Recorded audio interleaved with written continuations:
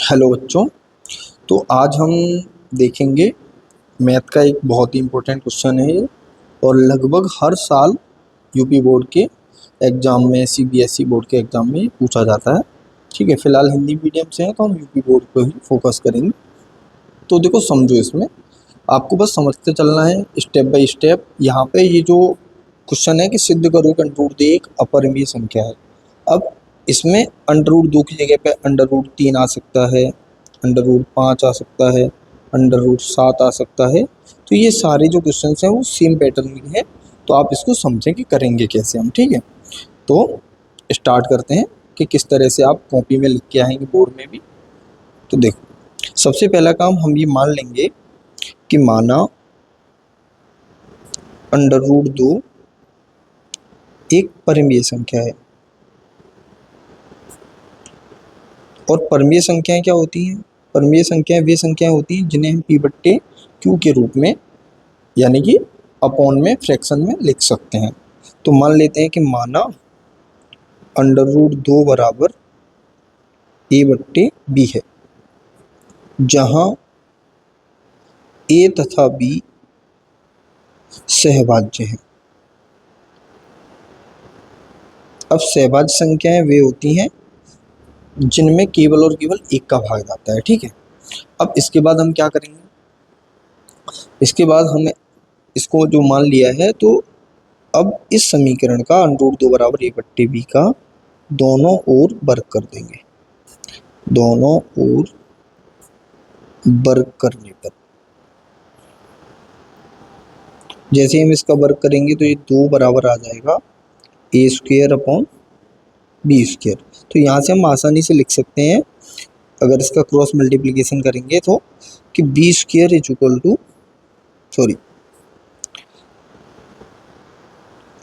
a square is equal to 2b square. तो यहाँ से क्लियरली हमें ये पता चल जाएगा कि जो a स्क्वेयर है, जैसे आपने एक प्रमेय पढ़ी होगी, भाज्य बराबर भाजक गुणा भागफल प्लस शेषफल।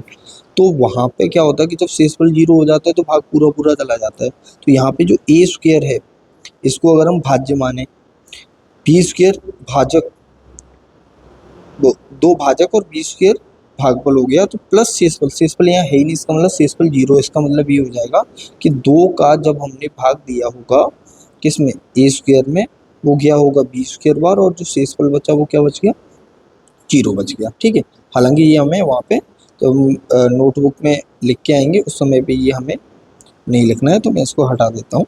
ठीक है, समझे ध्यान से। अब आगे क्या करना है, यहाँ से हमें ये पता चल गया कि a स्क्वेयर में दो का जो है वो पूरा पूरा भाग चला जा रहा है। तो यहाँ पे लिखेंगे कि a स्क्वेयर दो से विभाजित है। और एक थ्योरम हमने पढ़ी थी कि अगर किसी संख्या के स्क्वायर में किसी का भाग जाता है अभाज्य संख्या का, तो उस संख्या में भी उस अभाज्य संख्या का भाग जाएगा। जैसे 6 का स्क्वायर होता है 36। अब 36 में केवल 2 और 3 यही ऐसी अभाज्य संख्या जिनका भाग जाता है, तो 6 में भी 2 और 3 दोनों का भाग जाएगा। इसका मतलब अगर a स्क्वायर में भाग जा रहा है किसका, 2 का, तो a स्क्वायर 2 से विभाजित है, तो a भी 2 से विभाजित होगा। और अगर a 2 से विभाजित है तो हम a को क्या लिख सकते हैं, a इज इक्वल टू 2 के। ये हमने मान लिया है कि मान लेते हैं जो a होगा वो कुछ इस तरह का होगा। अब इसको मान लेते हैं कि इक्वेशन फर्स्ट था। अब a का मान समीकरण फर्स्ट में रखने पर, जैसे हम a का मान समीकरण फर्स्ट में रखेंगे तो यहाँ पे हमें क्या मिल जाएगा, 2k का square is equal to 2b square, जो आगे जाके बन जाएगा 4k square is equal to 2b square. तो यहाँ से आप देख रहे हो कि 2 का जो डिवाइड है 4 में कितनी बार चला जाएगा, 2 बार। तो यहाँ से हमें क्या मिल जाएगा कि b square is equal to 2k square. क्या ये सेम ऐसी सिचुएशन नहीं आ गई जो ये पहले थी? यहाँ पे इस जगह पे ये जो आया है सेम ऐसा कैसे यहाँ आ गया? तो हम ये कह सकते हैं कि b square equal to 2k square आ गया। तो यहाँ से सेम चीज़ हमें पता चल जाएगा कि b स्क्वायर 2 से विभाजित है, अतः b भी 2 से विभाजित होगा। ठीक है, तो यहां से हमें एक चीज पता चल गई कि a तथा b दोनों 2 से विभाजित है। लेकिन हमने पहले शुरुआत में क्या कहा था कि a और b सहभाज्य संख्याएं हैं। तो हमने यहाँ पे जब माना था तो क्या माना है कि a और b दोनों ही दोनों हमारी कैसी संख्याएं, सहभाज्य संख्याएं हैं। तो a और b अगर दोनों सहभाज्य संख्याएं हैं, इसका मतलब इसमें केवल और केवल किसका भाग जाना चाहिए, 2, 1 का भाग जाना चाहिए, लेकिन यहाँ पे 2 का भी भाग चला गया। तो यहाँ से हम क्या कहेंगे, a तथा b दोनों 2 से विभाजित हैं, जो कि इस बात का विरोध करता है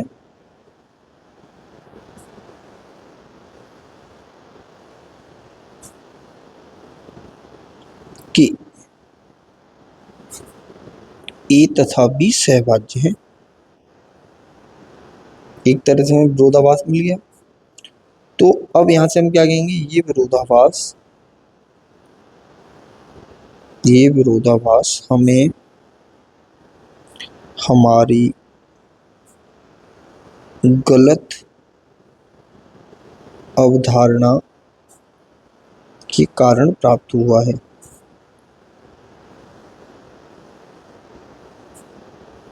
अब गलत अवधारणा हमने क्या मान ली थी कि √2 एक परिमेय संख्या है, अतः √2 एक अपरिमेय संख्या है। ये हमें पता चल गया यहाँ से कि अगर ये परिमेय नहीं है, ये मेरा विरोधाभास हमें हमारी गलत मतलब हमने ये गलत मान लिया था कि ये परिमेय संख्या, अगर ये परिमेय नहीं है तो कैसी हो जाएगी, अपरिमेय संख्या हो जाएगी। बात समझ में आ गई सबको। ये होता है इसको प्रूफ करने का तरीका। अब मान लेते हैं कि यहाँ पे √2 आया है, इस √2 की जगह पे हमें कोई क्वेश्चन मिल जाए और क्वेश्चन में आ जाए कि सिद्ध करो कि √3 एक अपरिमेय संख्या है, तो हम क्या करेंगे, वही सेम चीज मान लेंगे कि यहाँ √2 को हटा देंगे, यहाँ क्या लिख देंगे, √3 एक परिमेय संख्या है। फिर वापस यहाँ √2 हटाया और यहाँ वापस क्या लिख देंगे, √3 बराबर a/b, जहाँ a और b सहभाज्य हैं। अब यहाँ क्या आ जाएगा, यहाँ पे हमें मिल जाएगा, इस 2 को हटाएंगे और 2 की जगह पे क्या आ जाएगा, 3।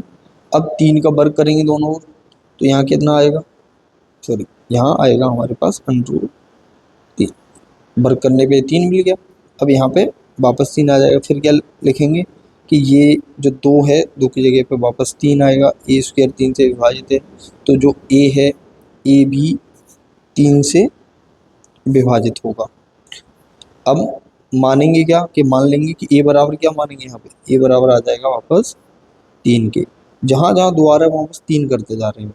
अब a का मान समीकरण फर्स्ट में रख दिया वापस, तो यहाँ जहाँ पे 2 आया है वहाँ पे फिर से क्या आ जाएगा, 3k² =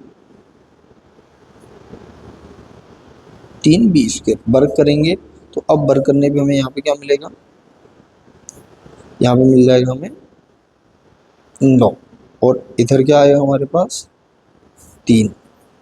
अब 3 से ये कट जाएगा 3 बार, तो यहाँ वापस हमें क्या मिलेगा, 3k²। अब b² 3 से विभाजित है, अतः b भी 3 से विभाजित होगा।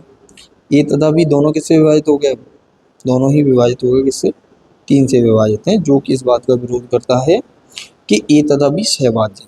और ये विरोधाभास हमें हमारी गलत अवधारणा के कारण प्राप्त हुआ है कि √3 एक परिमेय संख्या है, अतः हम कहेंगे कि जो √3 है वो एक अपरिमेय संख्या है। ठीक है, तो इस तरह से कोई भी क्वेश्चन आएगा तो आप आसानी से कर पाएंगे। तो ये बहुत ही इंपॉर्टेंट क्वेश्चन है, जो कि बोर्ड में पूछा ही पूछा जाता है हर साल, कोई ना कोई भी सेट आ जाए उस सब में ये क्वेश्चन आता है। तो आप इसको अच्छे से लर्न कर लें।